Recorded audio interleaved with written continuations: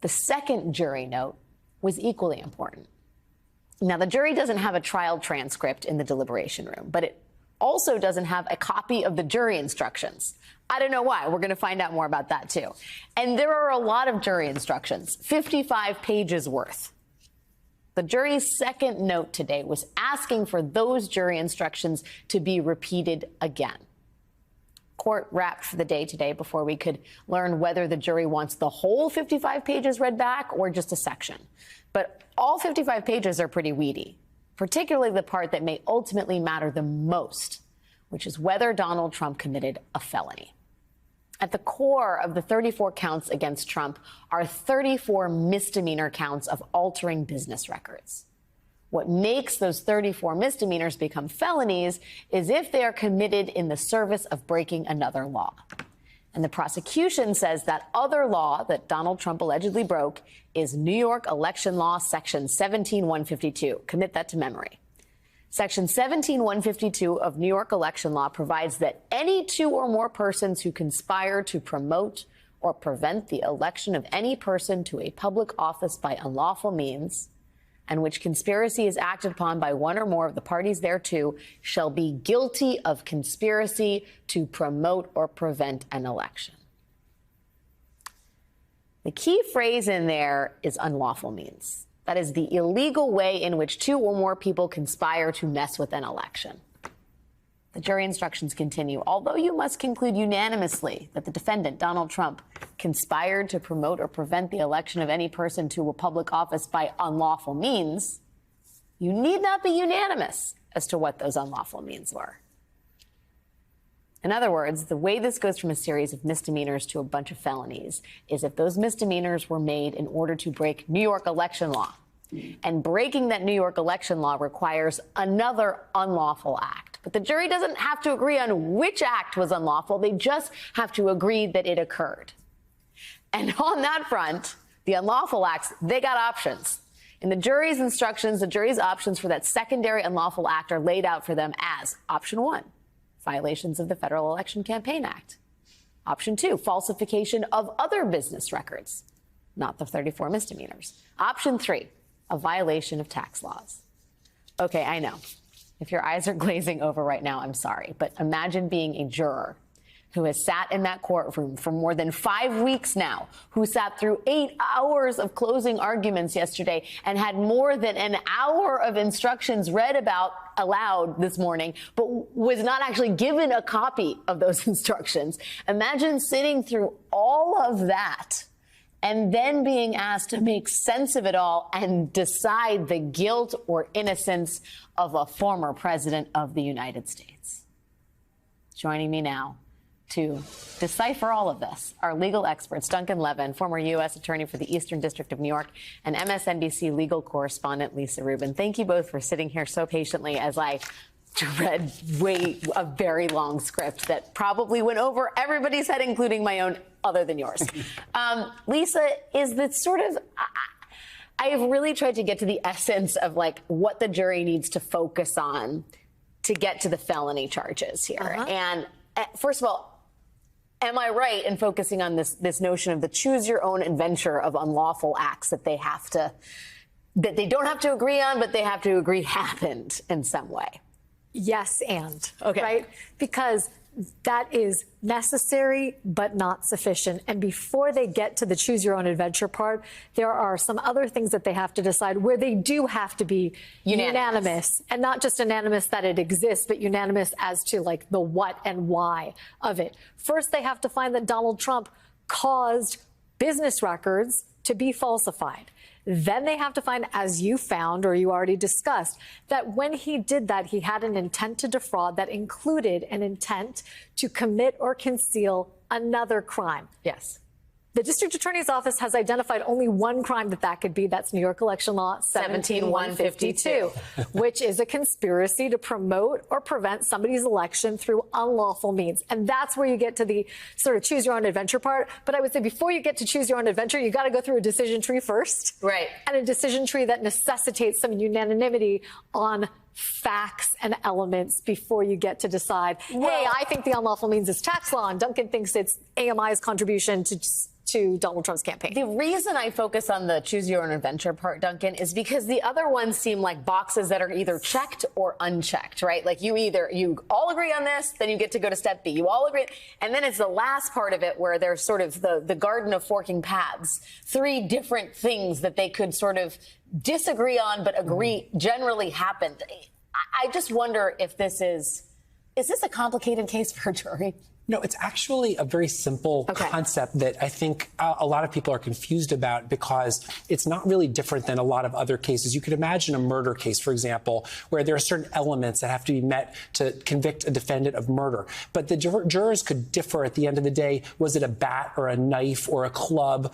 That is a difference between an element of the crime and the means of the crime. The elements have to be unanimous, and they have to be unanimous in this case, like every other case. And there really are just sort of 2 different parts of it. There's the part that Mr. Trump caused these false business records, and that they have to unanimously agree that it was meant to conceal the commission of this New York State election law statute. That's it.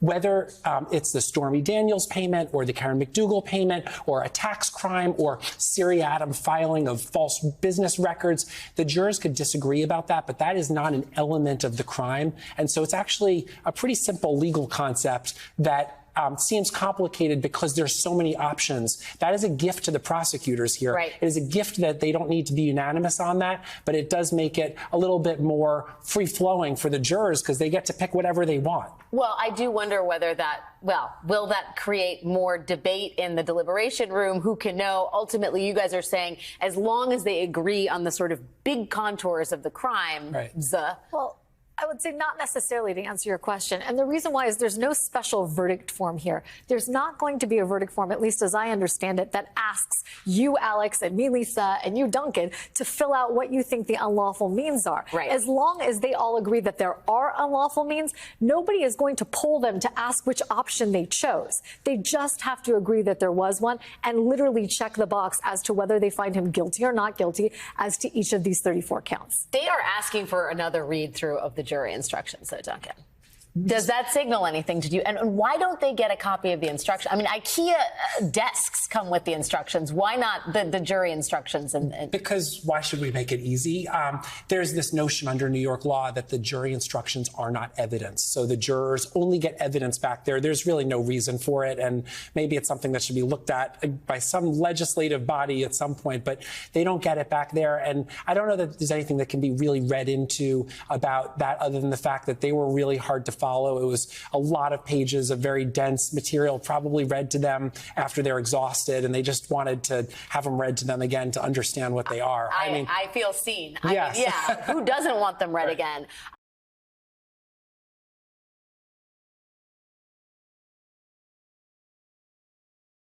Here's what Judge Samuel Alito had to say during his 2006 Supreme Court confirmation hearings on the issue of judicial ethics. I not only complied with the ethical rules that are binding on federal judges, and they're very strict, but also that I did what I've tried to do throughout my career as a judge, and that is to go beyond the letter of the ethics rules and to avoid any situation where there might be an ethical question raised. I don't just comply with ethics rules. I go above and beyond. If you look closely at that video, you can see the woman sitting behind Samuel Alito in an aquamarine top with a ruffled collar. That is Martha Ann Alito, the person who 18 years later is at the very center of Justice Alito's current ethics scandal. 2 weeks ago, the New York Times broke the story that the Alitos had an upside-down American flag, a symbol of the January 6th insurrection, flying over their home in the days after January 6th. Justice Alito responded by pointing the finger at his wife, Martha Ann, saying she flew the flag as part of a dispute with neighbors. Then the Times discovered yet another flag associated with the insurrection flying at Justice Alito's vacation home. Alito did not immediately offer an explanation. Now today, Justice Alito has broken his silence on that second flag, once again pointing to his wife and declaring that he will not recuse himself from any January 6th related cases. In 2 letters to Democrats in Congress, Justice Alito writes, "My wife is fond of flying flags. I am not. A reasonable person who is not motivated by political or ideological considerations or a desire to affect the outcome of Supreme Court cases would conclude that this event does not meet the applicable standard for recusal. It should be noted here that many reasonable people, including ethics experts and a sitting federal judge, have said that indeed it does meet the standard for recusal. But anyway, Alito's defiance comes as we are learning new details about the first insurrectionist flag incident. The Times reports that after January 6th, a woman in her 30s who lived with her mother and boyfriend near the Alitos put up signs that read, "Trump is a fascist and you are complicit." Not long after, the woman's mother took the signs down, fearing they would attract unwanted attention. Then, on the day President Biden was inaugurated, the couple drove by the Alito's home, where they say Martha Ann Alito was standing outside. Here's what the New York Times says happened next. Miss Alito ran toward their car and yelled something they did not understand.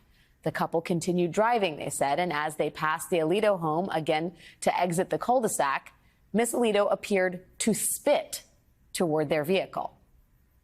The next month, the conflict reignited. Quoting from the Times again, the woman and her boyfriend were pulling in trash bins when the Alitos, who seemed to be on a stroll, appeared. Mrs. Alito addressed the pair by name, used an expletive, and called them fascists, the couple told the Times, and said in texts at the time. Justice Alito remained silent, they added. The Alitos began to walk away. That was when the woman snapped, she said. She does not remember her precise words, but recalls something like, "How dare you behave this way? You've been harassing us over signs. You represent the highest court in the land. Shame on you." The woman then called Martha Ann Alito an expletive that I cannot say on television, and the younger couple later reported the incident to the police. So Justice Alito's wife, standing alongside the justice, was publicly berating neighbors over political disagreements over Donald Trump and January 6th. And then she flew insurrectionist flags over Justice Alito's house without his objection. And Justice Alito now says, whatever, my wife loves flags. No need for me to recuse myself from the two major cases I'm hearing about January 6th and Donald Trump. Today, Republicans celebrated Justice Alito's refusal to recuse from this case. The man in question in all of this, Donald Trump, congratulated Alito on social media for showing the intelligence, courage, and guts not to recuse himself. Earlier this month, the New York Times was the first to report that in January 2021, an inverted American flag was flown at Justice Samuel Alito's home. But the Washington Post was the first to learn about the appearance of that Stop the Steal symbol back in 2021, 3 years prior to the Times report. The Post says it chose not to report on it because the flag raising appeared to be the work of Martha Ann Alito rather than the justice. But the Post also notes that in 2021, when their reporter visited the Alitos to ask about the flag, Mrs. Alito yelled, "It's an international signal of distress." Justice Alito then intervened and directed his wife into a car parked in their driveway. The justice denied the flag was hung upside down as a political protest, saying it stemmed from a neighborhood dispute. Martha Ann Alito then got out of the car and shouted in an apparent reference to the neighbors, "Ask them what they did." After getting back in the car, she exited again and then brought out from their residence a novelty flag, the type that would typically decorate a garden. She hoisted it up the flagpole. "There, is that better?" she yelled. Joining me now is Mark Joseph Stern, Slate Magazine's senior writer covering the courts and the law. Mark, thank you for being here. What strikes me in all of these anecdotes is the fact that Justice Alito is there, and as his wife is allegedly spitting at neighbors, running novelty flags up, saying specifically that it's a symbol of distress used by insurrectionists. I mean, he knew all of this was unfolding, and he seems acutely aware of the import that the flag was flying over a house that he owns, because he goes out of his way to say that the beach house was not actually owned by him, but part of his wife's property. Yes, and he bristles with hostility towards Senate Democrats for even asking questions about the insurrectionist flags that hung over his family's property. I think it's remarkable that Justice Alito has discovered the one woman in America who deserves a right to privacy, and that appears to be his wife. This letter today is an escalation of the conflict. I think Justice Alito is very much thumbing his nose at Congress. He is essentially trolling Congress, telling them that this business has really nothing to do with him or any matter of importance because it's just his wife and he has no control over his wife. Of course, ignoring what you just noted, which is that these are also his properties. Now, he claims that he was unable to stop his wife from flying these flags. I think that's questionable. He's not exactly a pushover. But either way, you know, this is clearly at this stage a matter of public concern, and yet he, again, sounds aggrieved that the public cares. He seems to be saying in this letter the real offense here isn't the flags that flew over his house that signified insurrection and support for January 6th, but that anyone would dare to even look into this matter, let alone ask for his recusal because of it. And that certainly does not align with what he said during his confirmation hearings, as you showed in a clip. It's not how judges are supposed to comport themselves. Yeah, and that 2006 confirmation hearing tape that we played in the last segment introducing this one is so remarkable because not only does he say he respects and complies with ethics, but that he goes above and beyond. I wonder if you could talk about the transformation of Justice Alito from 2006 to the present in terms of, you know, his sense of grievance. Yeah, so I think a part of it is that when he joined the court, he and John Roberts were very close. And when John Roberts defected in the first Obamacare case, it seems like that broke something in Alito. And Alito started drifting right toward the Clarence Thomas wing of the court and started to view, I think, progressives and Democrats really as an enemy of the people, you might say, started to vote party line and seeming to relish sort of owning the libs. That's come through more and more in his jurisprudence, especially under Trump. I think he is very much a MAGA justice, and that might have some positive consequences in driving away the less extreme conservatives. But I think it's a humiliation for the Supreme Court. I think there's a reason John Roberts is staying silent despite Senate Democrats begging him to meet with them or speak out, because he's embarrassed by this as well. Alito has become an internationally notorious symbol of flagrant lawlessness. He's a judge and troll in robes, and he just seems to relish every opportunity he can to stick it to Democrats. Again, not how you build confidence in a Supreme Court that relies exclusively on support from the people and faith in its abilities to have any power or wield any authority at all. I mean, okay, let's talk about Roberts, speaking of humiliations. I mean, we haven't heard from him, as you note. Will we? I mean, do you have any sense of the dynamics that are unfolding behind the scenes from the Chief Justice as it concerns other justices on his court? My sense is that John Roberts has given up here. He's not in control. Frankly, he hasn't been since Justice Ginsburg died, right? He doesn't even have a majority that he can sort of herd toward particular positions. And I think for the last year or so, he's been missing in action on the institutional front, too. He's no longer the John Roberts who would sometimes kind of stand up for the Supreme Court as a neutral arbiter of balls and strikes, you might say. He's been voting and writing like a rather extreme partisan lately. It's almost as if he's gravitating back toward where Alito has been for so many years now. It's really disturbing to witness because John Roberts is really good at providing the sense that he's the adult in the room, right? Even when the Supreme Court justices are mostly squabbling among each other and kind of embarrassing themselves, John Roberts, during oral arguments even, is really good at stepping in and saying, let's restore some order here, let's act like adults. But that guy seems to be gone, and I'm not sure if it's because he wants to sort of circle the wagons around his colleagues because he feels that they're being unfairly targeted, or he's just too embarrassed for words to speak up in defense of them. But it does seem like he is completely missing in action, and without him at the helm, it's hard to see how the court's not going to steer itself straight into a shipwreck in the final weeks of this term. Yeah, it's Ginny Thomas and Martha Ann Alito's court now, I guess. That's where we're at. Mark Joseph Stern, always great to hear from you, my friend. Thanks for your time tonight. Thanks so much, Alex.